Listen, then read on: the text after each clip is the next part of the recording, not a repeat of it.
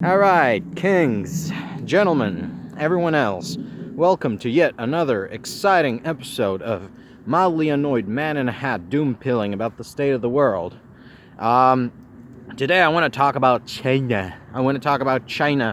And specifically about the worldview of the Chinese, the way the Chinese view the world. A lot of people in the West don't understand China, and can you really blame them? It's a really alien culture. And I'm not going to claim I have a super deep understanding of Chinese culture and history and civilization, but I do understand something about the motivations of modern China. And that is because I have a superpower. I actually listen to people when they speak, instead of projecting my own preconceptions about the world on them. It's a skill. You can learn it. It's not really a superpower.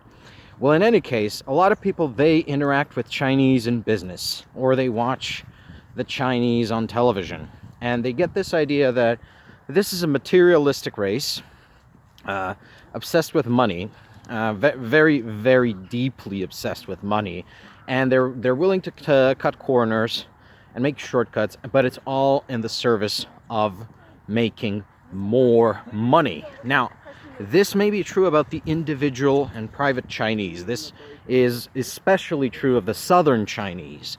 And if you live in the West, you have probably interacted with southern Chinese. You have probably interacted with people who came in from Singapore or Taiwan or any of the other. And if you've interacted with the overseas Chinese, well, then God help you. I mean, if you've ever interacted with the Vancouver Chinese, they're like a whole other level of materialistic and greedy. However, the driving vice, right, the driving sin of the People's Republic of China is not greed, it's resentment, it's envy.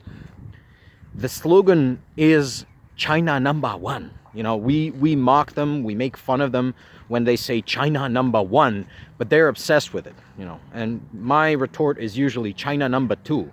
Not in the sense that they're second in the world, but they are a number two. A piece of shit. I shouldn't be explaining the joke.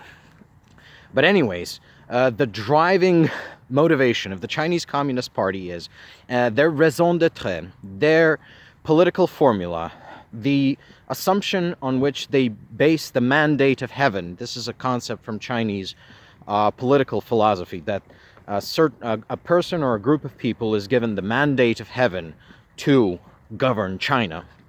And the Chinese Communist Party's justification is that they will reverse what they call the century of humiliation. So the 100 years between 1848 and 1948, during which China was humiliated, subjugated, carved up into spheres of influence by the various Western powers.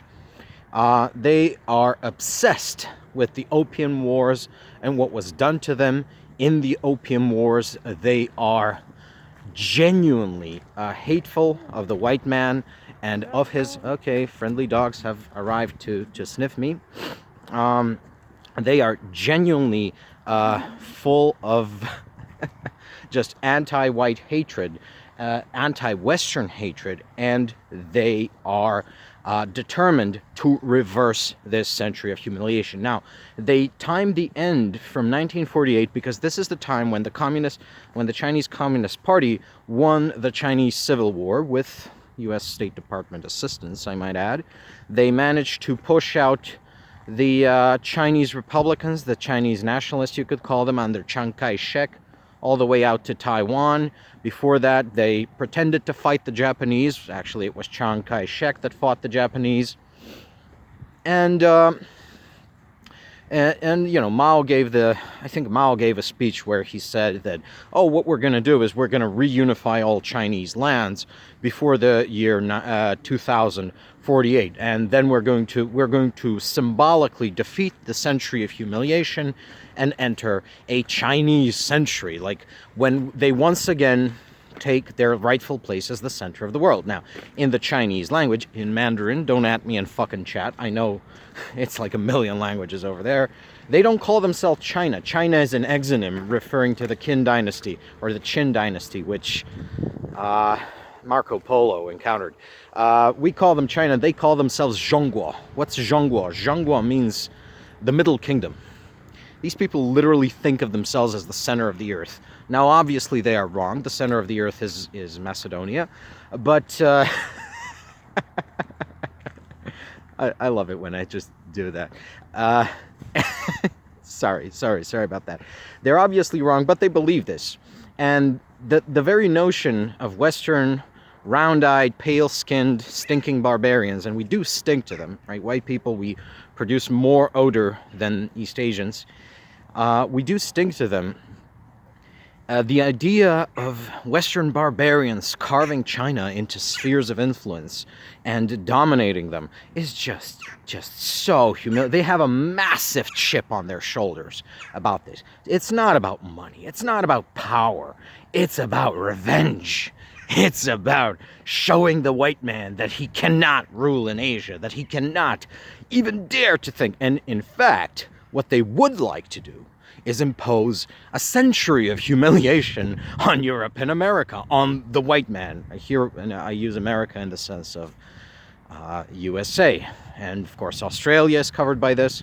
They would really love to show the white man what for. And their Russian allies, well, they're on the chopping block too, because Russia was one of those Western powers imposing the century of humiliation on the Chinese. And in fact, not accounting for Taiwan or, those little rocks and atolls they have in the South China Sea, the largest swathe of territory, which used to belong to the Great Qin, which is not currently the territory of the People's Republic of China, is Manchuria, Outer Manchuria, which you might know as the Russian Far East. Largest city, Vladivostok.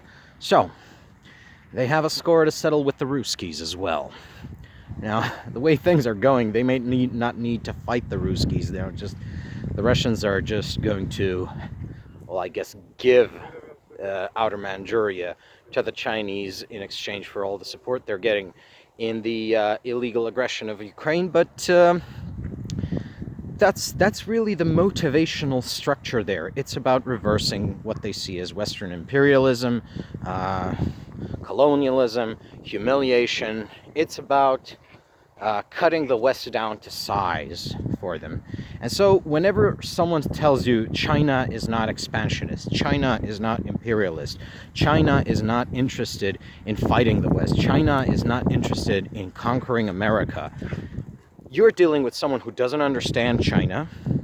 You're dealing with someone who looks at Chinese history and projects forward, which is, well, it's like a turkey predicting that the population of turkeys is going to keep increasing after Thanksgiving because, hey, it's been growing steadily up until Thanksgiving.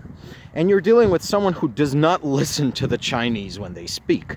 If you ask the Chinese, if you follow what they teach their children, if you follow what they speak to each other in Chinese media, and I don't even speak Chinese, I just listen to people who speak Chinese. These things are not that esoteric and deep.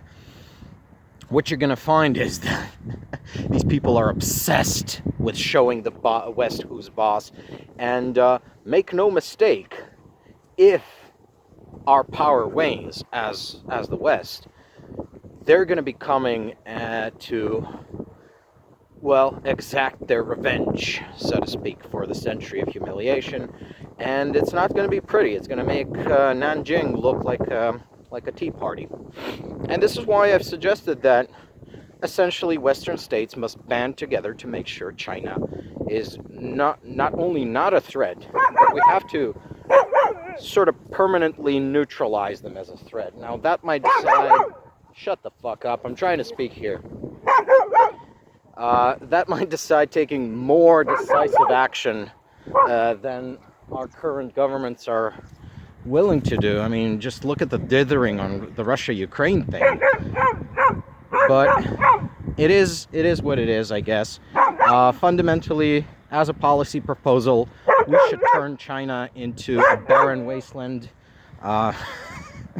Or at the very least, we should destroy their ability to have an economy. That means necessarily destroying Shanghai, Hong Kong, and Qingdao, or Qingdao, I forget the name of the city, the one they use for internal trade, and cutting them off from the world, crucially cutting them off from their food supply and their energy supply, and just let the Chinese problem sort of sorts itself out the way it has been for centuries. You know, they just have these civil wars in which millions of Chinese die, and so yeah, I guess that's the message for today. Millions must die, specifically in China.